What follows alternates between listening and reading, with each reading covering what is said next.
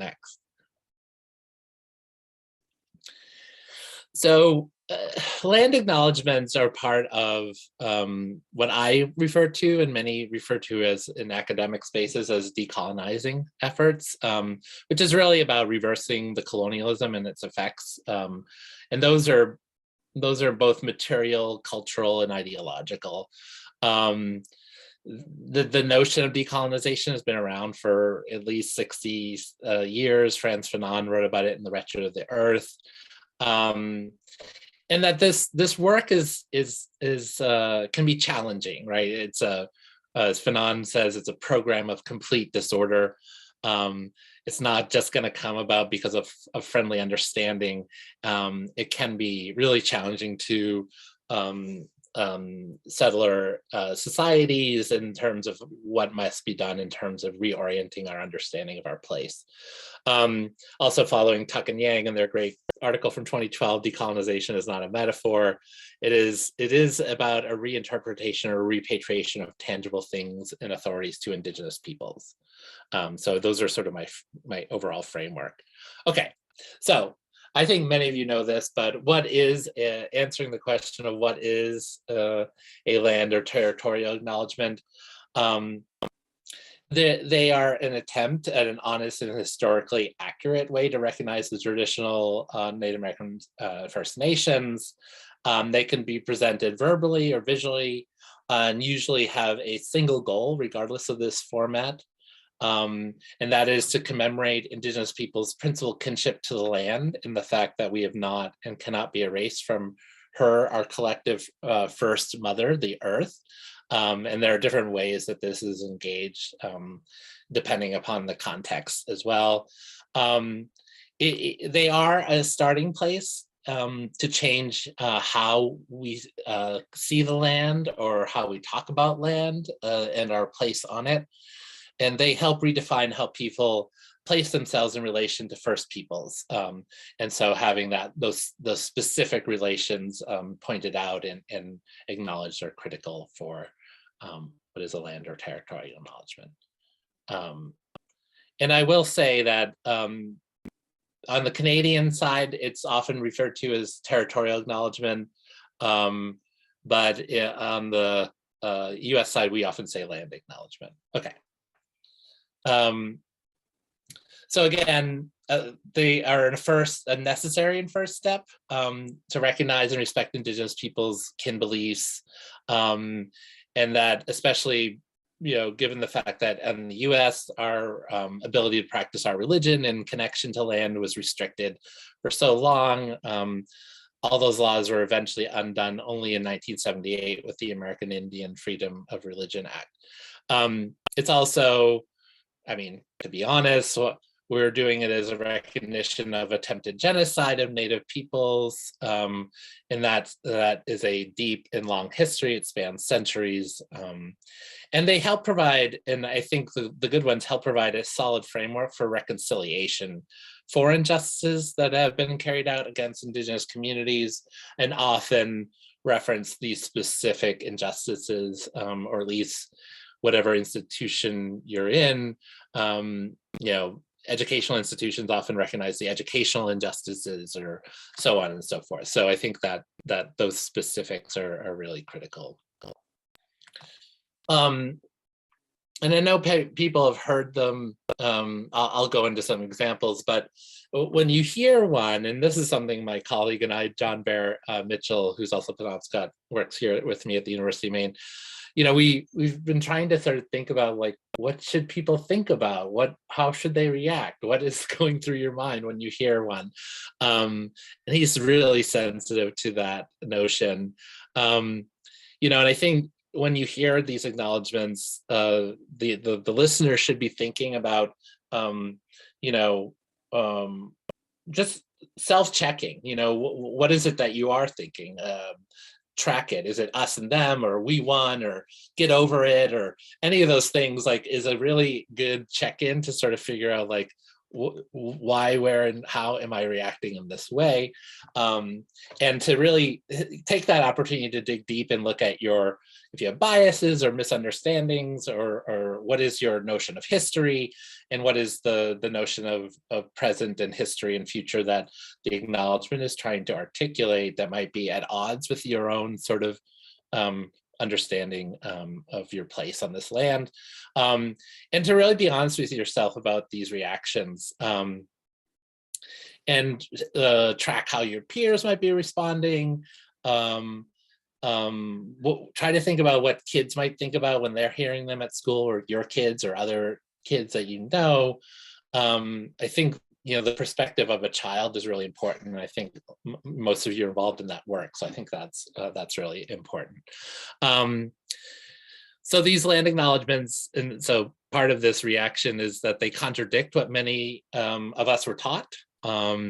And so even if you've been out of school just a few years, not to mention with how your own identity is reflected through your own family histories of how you may or may not have benefited directly or indirectly through colonization or genocides, and sort of how do you find yourself in your particular territory.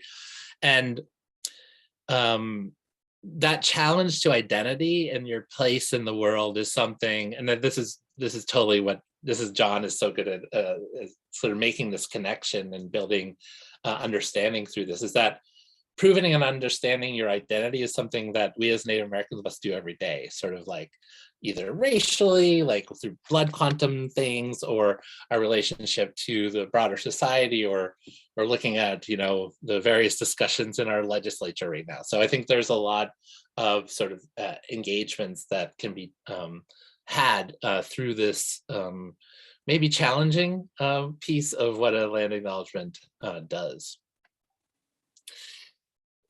I have worked with a number of organizations around land acknowledgements. I tend to only do this work with groups I have ongoing relationships with through other pieces of my work, educationally, research, or otherwise. But I will say that there are different approaches to writing these and understanding these. A brief acknowledgement may work for some groups. Others may wish to add more intention and detail. And then sort of the best guidance that is out there, and these questions are from a number of sources, and I have a source list at the end of the PowerPoint, is to really get at these questions. Why is the acknowledgement happening? How does this acknowledgement relate to the event or work you're doing? I think in camps, I think there's some really great possibilities there. What is the history of this territory? What are the impacts of colonialism here? Again, this notion that for you as a group or your camp, how do you go about engaging and understanding this history and its impacts on the territory and Indigenous people is an opportunity for learning and engagement. And I'll talk more about that later. But you understanding your relationship to the territory, how did you come to be here, and sort of what are the intentions to do this work? And I think this is very important. Do you have intentions to disrupt or dismantle colonialism beyond the acknowledgement?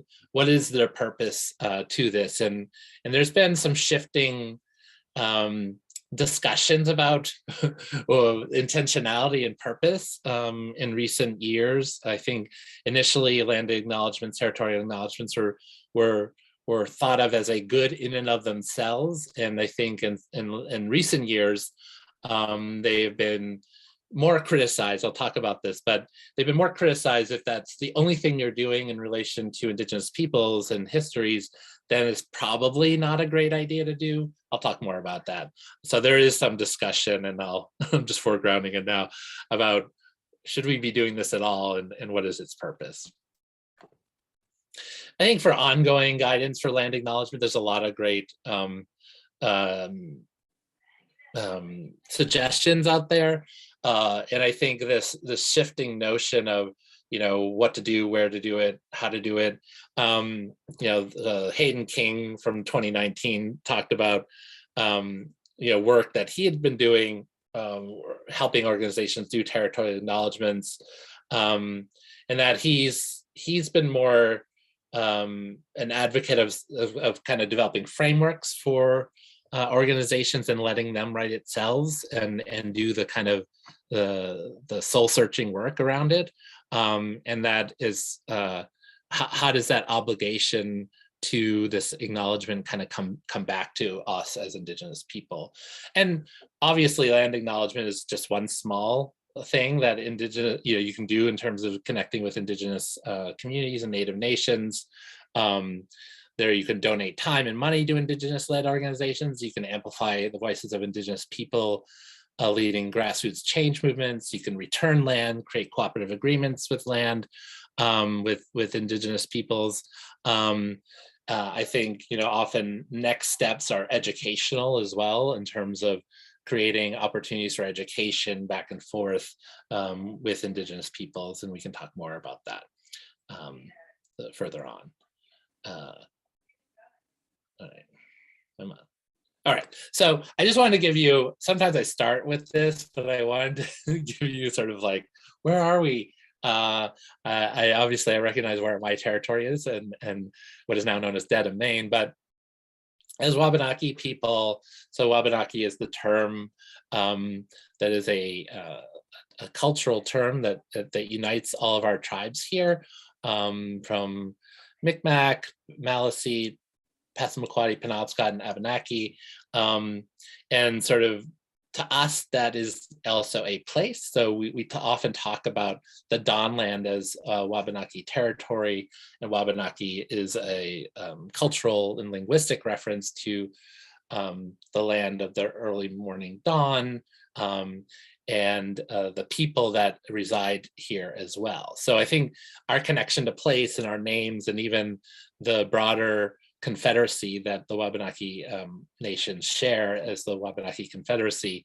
which is a political, cross-cultural, multinational confederacy that has existed for hundreds of years, that framework of engagement is more broadly the whole of our territory. Here in Maine, of course, the 5 reservations and 4 tribes located across the state. Aroostook Band of Micmacs changed their name to Micmac Nation 2 months ago. I really should update this slide. But even this notion of where the tribes are located doesn't fully capture our current land holdings, just so you can see sort of where contemporary land holdings of the tribes are here. And for us at the University of Maine, we've been really rethinking our relationship to place through a series of signs. And for us, this location of where we are, and very much in Penobscot territory, that Marsh Island, Wasubskek Menhan, Slippery Ledge Island in Penobscot language, sorry, I had that on a timer, that place of where we are, it makes only makes sense in the context of a larger landscape that really documents our relationship to place, as especially along the river, how to canoe up this river and get to our home on the People's Island, Alanabe Menahan, which is now called Indian Island. So, for us, our places and our peoples are so tied. Right? The Penobscot is the anglicized version of Banawebskek, and Banawebskewi, a person from this place, like myself, where the rocks open up, or the white rocks are observed. It's just it's denoting a place in the river that show rocks in certain parts of the year, and that's there. It's about to happen actually. As the water recedes from winter waters being released, we'll see the whiteness of these rocks. Okay, so here at the University of Maine, we developed our land acknowledgement, and we tried to make it relatively short compared to some others. We did this with consultation with all the tribal nations and members of tribal nations over a number of years. And we also picked up on, there's some shared language between our land acknowledgement and the Abbey Museum, which was the first organization in Maine to have a collaborative process and really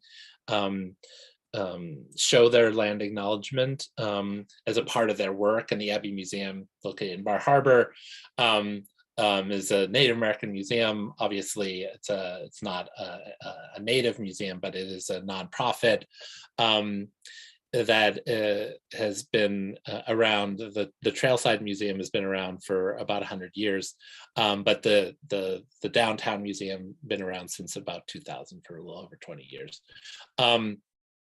And they really engage with the collaborative process, and I'll talk about it. So there's three kind of sections to our land acknowledgement, and I do want to talk about them.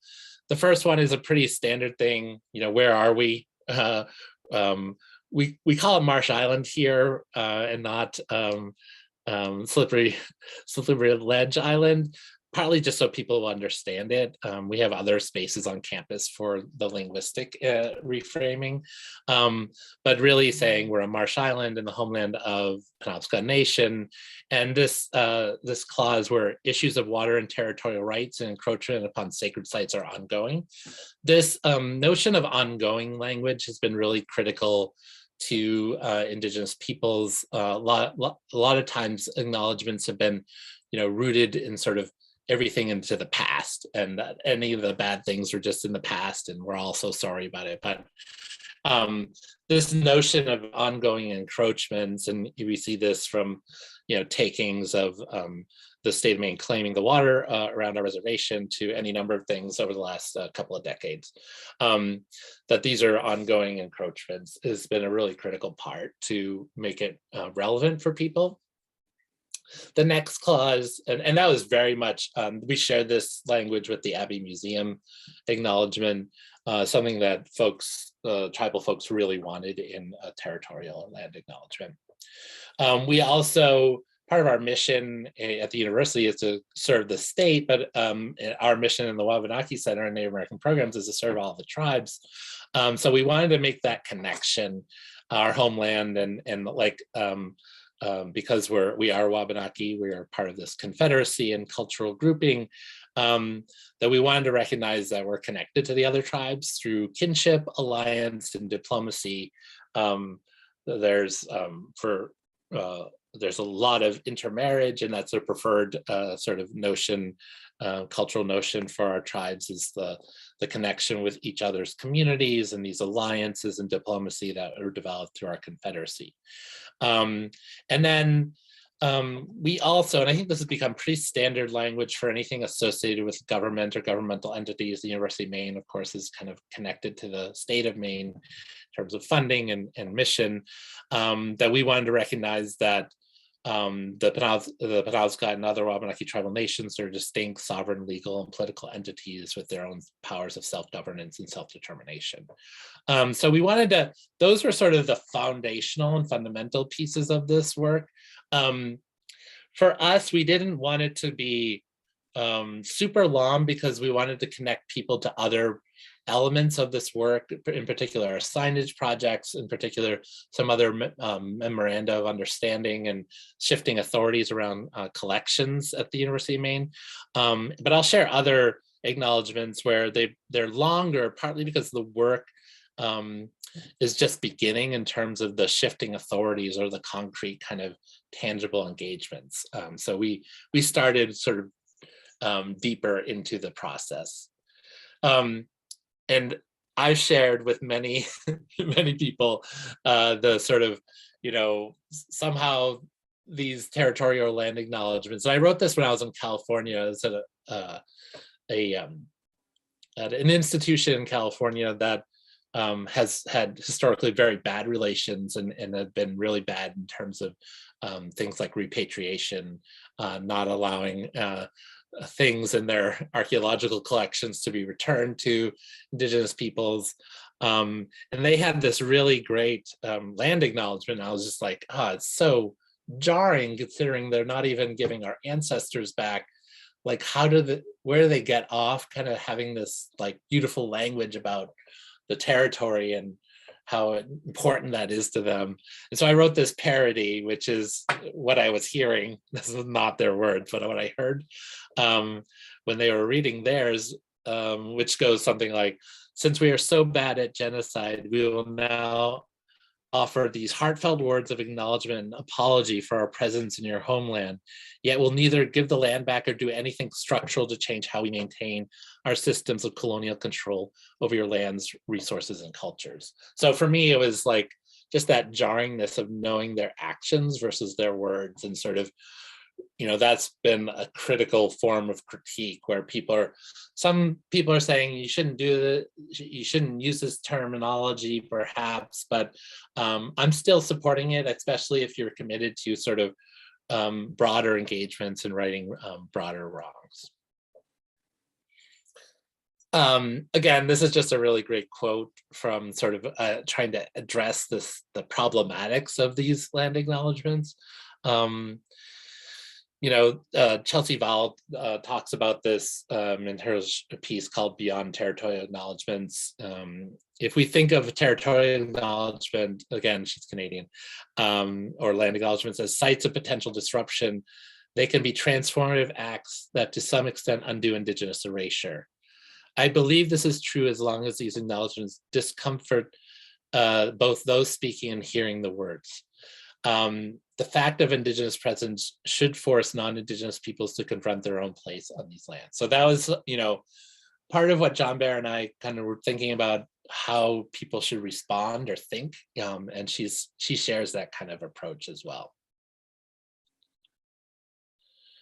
And Debbie Reese, who's Pueblo, also has a really and great piece on sort of what to do around land and territory acknowledgement.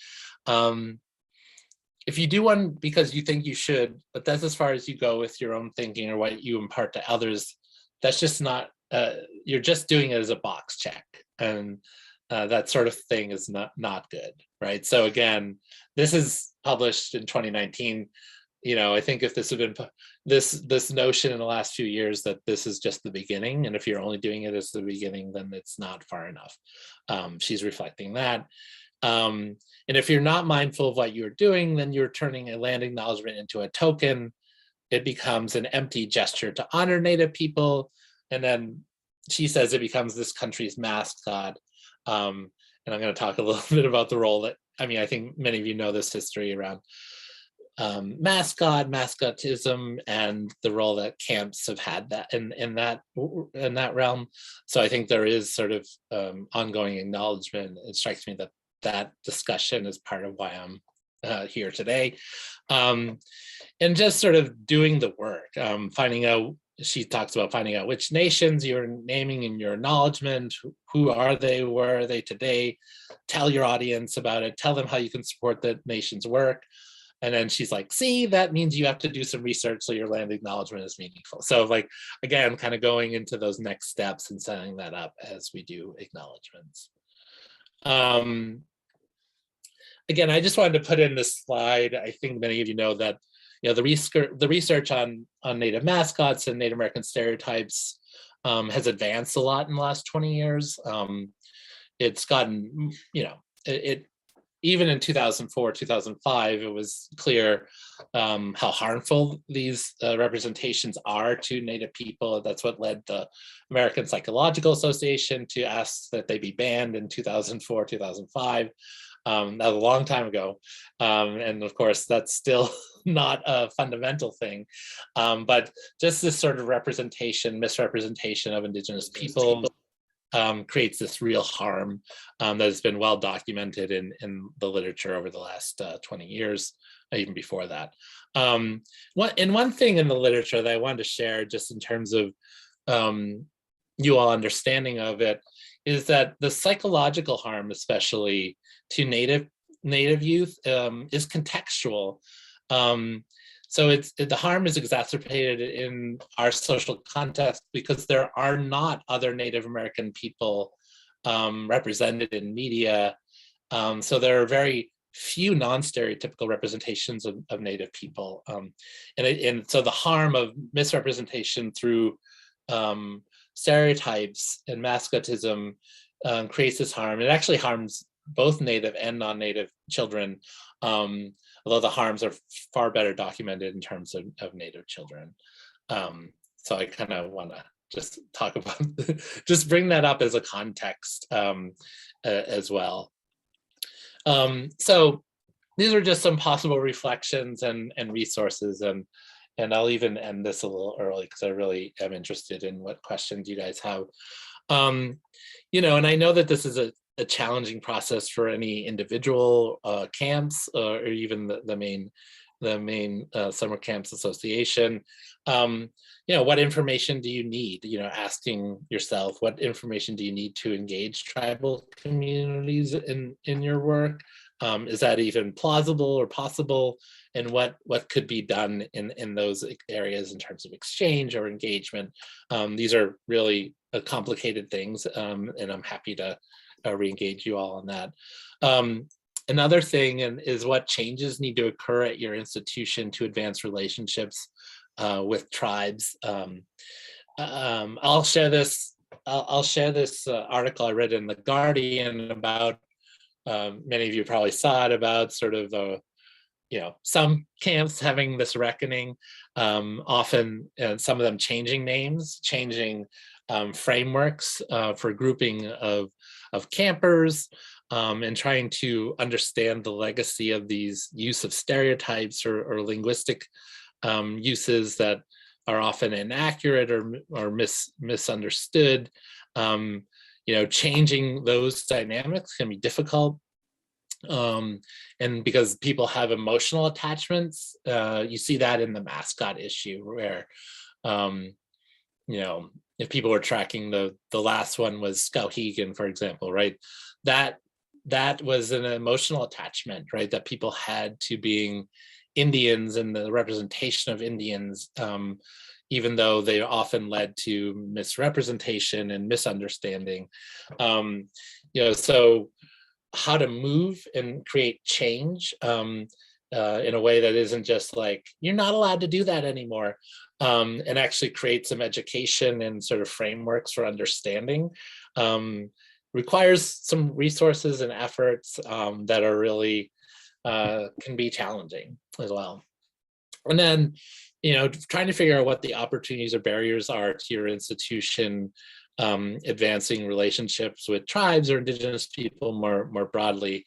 You know, I think the you know, it's not going to be for every camp, right? That they engage tribal peoples. It might be nothing. It might be education where you bring in sort of experts, cultural experts, to have an Indigenous unit, or you know, it could be any number of things. There are levels of this engagement. You might want to train staff in various ways to sort of understand the cultural and linguistic and territorial context where your camp exists. There are all sorts of different ways to think about these opportunities and barriers. And, you know, I think the camps that are further away from the contemporary tribes in our region have more challenges, right, in terms of just the presence of contemporary Indigenous people. Creates somewhat more barriers. I will say that the American Camps Association, I think many of you are probably familiar with some of the instructional programming. They have a range of resources that can help. I think in terms of main specific things, I'm happy to help kind of guide you all in terms of some of the resources that might be available here in the context of our tribes and communities. In particular, again, I would say the Abbey Museum. Even now, there's some good resources on the Maine State Department of Education. They have that for teachers, but I think a lot of the same curricular supports could be used by folks in doing units with Indigenous people. And then there's also sort of broader curricular developments and supports happening across the state, in particular at the Portland Schools District. There are some of the resources around how to do territorial land acknowledgements, et cetera, et cetera. I'm gonna end there. I definitely have more acknowledgements that you can see, which I'm happy to share. I guess the one that I would share that is still in draft form, so no one cite this, but I just wanted to give you a more specific one. It makes sense. The Maine Historical Society, their land acknowledgement goes into a much more specific and historical framework for how they're calling out the place that they are in Portland, mobilizing the tribal names and engaging more readily as sort of the difficult history. And I think that makes a lot of sense for the Maine Historical Society to do that work. I won't read it, but it's just, there's some history around treaties and illegal takings and those sorts of things, and sort of recognizing that as unresolved and ongoing. And so this is, and then also containing within the acknowledgement a commitment to include Wabanaki advisors into programming, curation, et cetera, et cetera. So I think a lot of the more recent ones are making also specific commitments in terms of how their acknowledgements are being framed up. So, okay, I'll stop there. And I think I got it to like 31 minutes or so. So there you go. Thank you for such a complete and forward-looking presentation. I think, and this is something that we've been talking about as a group, that it's a long process for us. And you left us with as many questions as you answered, which I think kind of fits the theme that we've been living of, committing to a longer process here. I think we do have some questions. I'd like to ask you one topical one, and then we can get to the more strategic ones that people have noted here. You talked about sort of ongoing challenges, ongoing takings, and that sort of thing. And we've just lived through a period in the state of Maine where your nation and others, attempted to get back, some of the restrictive elements in the relationship to the state, and it didn't go all that well. And I'm just wondering if you have a comment on that, and also if you can, how do we as camps kind of bring that back into our education with our campers? And then I think we'll go through the questions in the chat. Yeah, I think it's such a complicated question, Peter. But I will say that I'm one of the Penobscot Nation representatives to the Maine Indian Tribal State Commission. So that is an entity, a commission formed by the Maine Indian Claims Settlement Act of 1980. That the language that the sovereignty, the sovereignty bills are trying to correct that and make it more aligned with other tribal nations across the U.S. And I think, it is such an interesting, I don't want to go because I'll get super emotional and angry, but I do think that the broader history of sort of us as Native people in Maine, and sort of the broader, I guess I want to say erasures perhaps, that I think that we've had to deal with, is a reflection of, I think, positions, right? That the state of Maine had very strict controls over us as Native people, not dissimilar from other places in the country. But I think, just sort of the ongoing kind of, wardship, like when my dad was a kid, he didn't know anyone who could even vote on the reservation, like things like that. It's not that long ago, and sort of how we deal with those erasures, and how do we share that story, in the context of camps. I think it is a really, it's a challenge. I would say that, land, your presence on particular pieces of land allows for that story to be told. I think, you can look to, the founders of Maine as a state, and or the founders of the United States. Thanks to the musical Hamilton, right? We realized that there's a lot of founders were mostly land speculators, right? And they were speculating land of indigenous people. So I think sort of how we tell that story and how we place ourselves into that context, I do think is a really powerful educational framework. I recognize it can be challenging if people want to just go canoeing and whatever. I'm not pretending that these aren't challenging spaces. So I think, I guess I'll leave it there in terms of why do we have, and I would say, Peter, and you're muted, I don't know if you're talking, but I would say the broader educational piece is a public service. And I think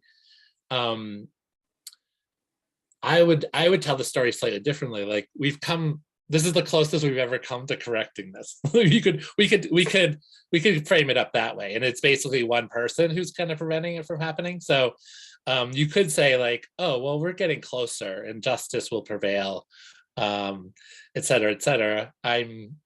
If I think about it though, I'm extremely upset that intellectually, I don't find the reluctance to be, as someone who's educated about these matters, I don't find it to be convincing, like why they're not approving it. But they have the power to do that. But I do think that things are advancing in recent years, and more people understand this history, are more engaged in it, and that's the reason. So that's the reason. That's why we're closer than ever.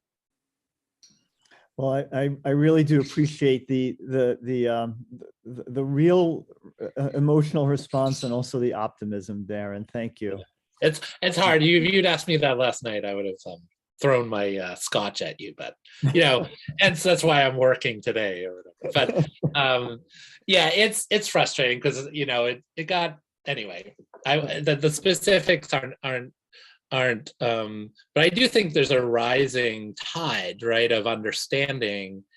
And I think that the camps, part of why I'm here, right, that you all are committing to figure out how to be a part of that, right, how to correct past wrongs and interpretive frameworks, what can be done. And I think there are more resources than there ever have been. There are not enough resources though either. Part of our discussion, Peter, is like what kinds of resources might be developed for Maine camps, right, specifically, that can address this in a more general sense. And I think it's to that end. I'm looking at one of the questions. It's like, obviously not every camp in Maine can have, a bunch of Native people go and do education. There's just not enough of us, to do all that work.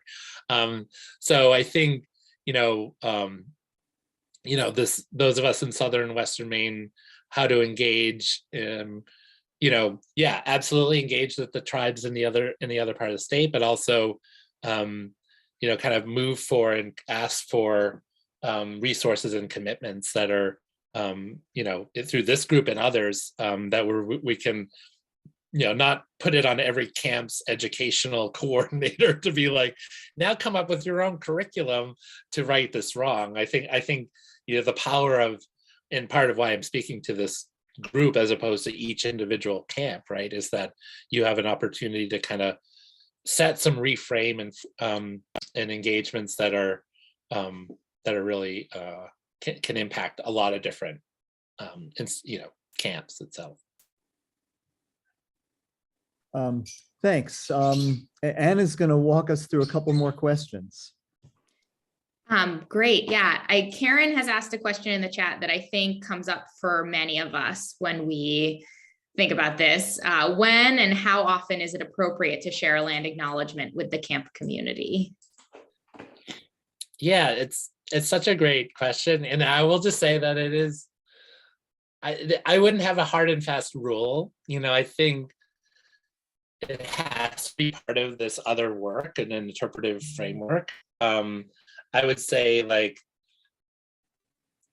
I think after engaging in a process of what your land acknowledgement will do and sort of setting your intention on implementing it through various educational or other initiatives, what I would say is I would wait until that process is done, which makes sense. Of course, you're not just going to be like, let's come up with the baseline acknowledgement, right? So I think for each camp, or I mean, and we could talk about this Maine summer camps, do we help kind of set up a framework for camps to use or language? I think that's wholly appropriate. But I do think then, where are you incorporating this into your educational or other kinds of things? I would put it on, if you're serious about it, if there's a framework for it, I would put it in your camp flyer or whatever you do forever. I mean, I think, not every camp is going to do that. I recognize that, but I think there should be sort of,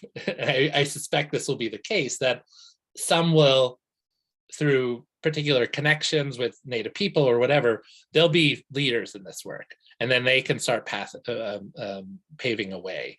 And I think that's how we've been doing this work with land trust conservation groups over the last several years. That's what's happened there, right? There have been 4 or 5 that have stepped up and said, we're gonna be the leaders in this work and develop our relations and do agreements and do things that are really benefiting Wabanaki people for the first time.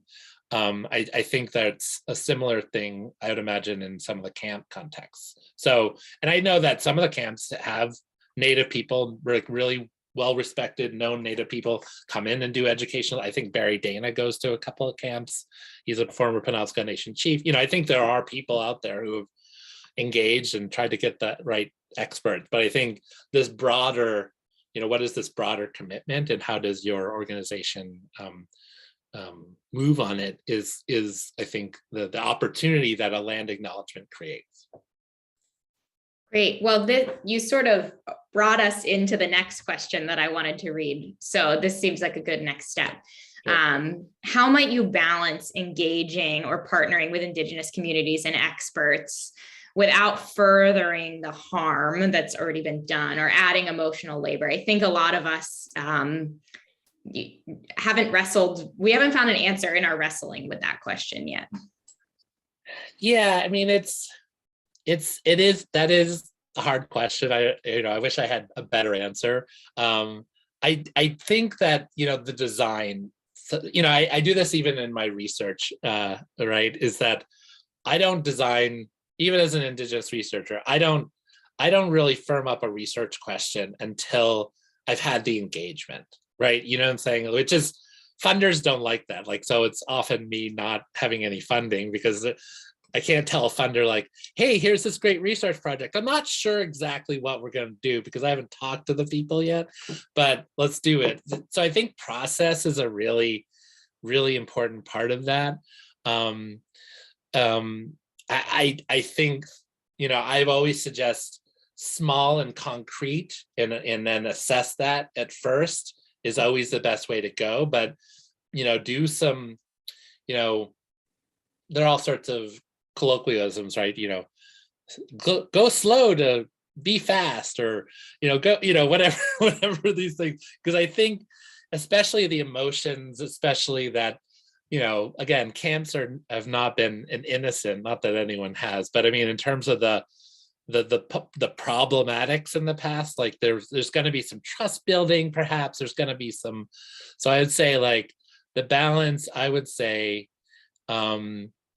is that it's going to look slow at first, but I think this is why I think the fact that you have this organization more broadly, like collectivizing the work there and seeing how far we can push it, I think it will be an important part of that. And, we've done it before. I think, the people who, like myself, who do this work,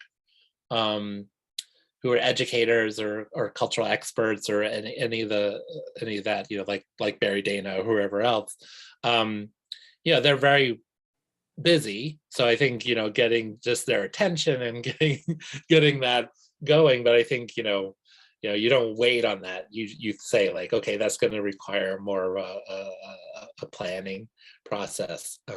So I think, I think when you do that in a deliberate way, and don't think of it as like, I already know what the outputs are going to be, it actually allows for a deeper partnership, because there might be sort of benefits or connections or benefits to Indigenous people in this work that you're not thinking of yet, and I'm not thinking of. So I think I think that process is really important. Great, thank you. And one other question in the chat that I think a lot of us would be eager to hear is, do you have other best practice or great examples that you've come across that, people who are starting this work might look to for some of the leaders in the space? Yeah. Oh, so yeah, just to answer that, like really, and they have a lot of resources. Go to the First Light Learning Journey. So they've been they're like the main summer camps of the well, not really, but firstlightlearningjourney.net has that land trust space that I was referring to here. I'll put it in the chat. You can see there's a little bit of the history of where this work comes from, as well as how we've done it. This didn't happen overnight. Like if you're thinking like, oh, well, a bunch of land trusts got together and just produced this. Again, they engaged in that very deliberative learning process, right? Collectivizing work, getting to know work, all of those things. And, that's out of where sort of the idea that there were 4 or 5 or 6 leaders of this that sort of took out in front, but then, threw back the kind of resources and line for other groups to come along. Now there's like 50 land trusts across the state who kind of participated in this collectivizing action and training. I think this model makes sense to me. I think it makes, they have, maybe they have resources that camps don't have. So we should think about maybe that slows it down.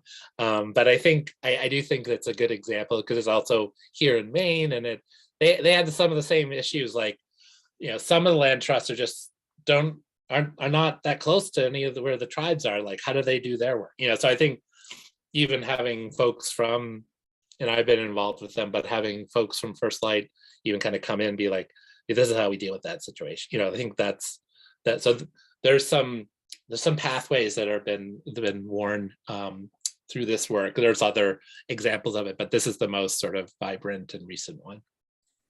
Great. I can't wait to look through that website. Our final question is one that I've been thinking about, which is, we have a ton of really motivated, invested 21-ish-year-old camp counselors who are learning about this at school and are, pushing things forward in a lot of ways at our camps.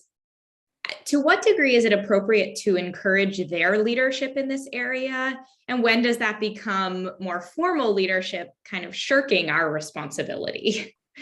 Yeah, no, it's such a good question. I mean, I think including them in these processes, right, in terms of, I think absolutely encourage it. I think, another space for this, and I think, Peter, remind me, I'm sorry, I just, and Anna, Wabanaki Reach, for example, does training, right? And often they encourage, at the end of those trainings, they often encourage people to kind of engage in educational and other kinds of actions, and I think, I guess I wouldn't just be like, oh, they're really energetic about it, without having them go through some training. I think, before they take on that kind of leadership position. So I think, in connecting them to the resources that we may develop here at the institutional level, Maine Summer Camps level. But I actually think, they're going to be the leaders of this work for sure. It makes a lot of sense. I mean, they've been exposed to and are committed to sorry, I have a bunch of dogs here, other frameworks that are that I think they will be the leaders. But I think we need to give them the right resources, I guess is what I would say. Yeah. Okay, that's really helpful. I think we're going to squeeze in one more question, Darren, and then Anna's going to talk about some upcoming events. Someone asked about the idea of graduated acknowledgements, where you give some basic information, and then over the course of time, and some of our campers are with us for a number of weeks, we increase the amount of information and context. Is that something that you've seen people do that you might support? I've not seen, oh, okay, let me say, what we're trying to do at Maine Historical does address that. And they're thinking, because Maine Historical has different they have like the Longfellow House, and then they do things with kids. So they're kind of setting that up. Again, they haven't finalized any of the drafts on their piece. They're still waiting kind of board approval and some other things. But yeah, they have developed a kind of like, here's for younger kids, the more like, here's for younger kids with like a little bit less of the specifics of what I shared in terms of that history.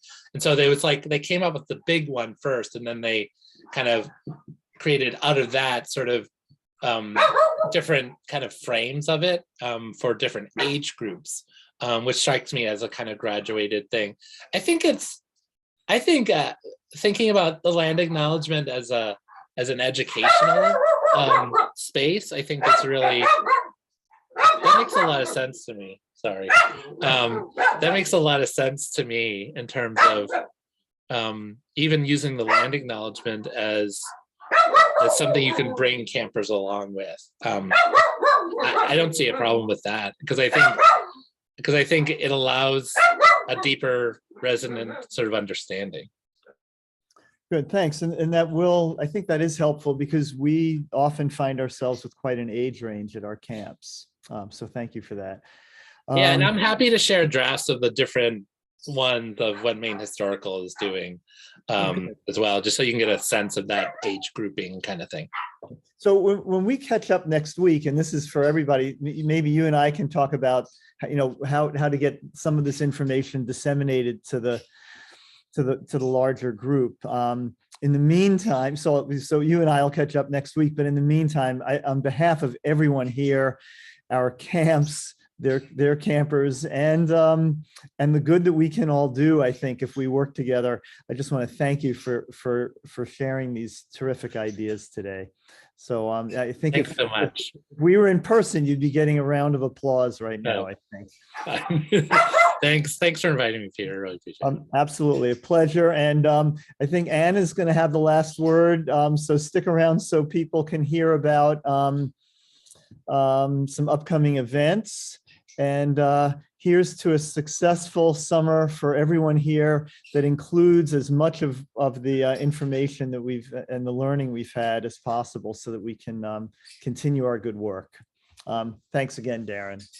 Yeah, thank you, Darren. That was awesome. Really helpful. Just really quickly, everybody, a few things from our education committee before you sign off. One is that on Wednesday, May 4th at 11 a.m., we'll have a chance to learn from Dr. Blaisdell about COVID and camps this summer, some of her recommendations, answering some questions. So we hope to see you there 11 a.m. on Wednesday, May 4th.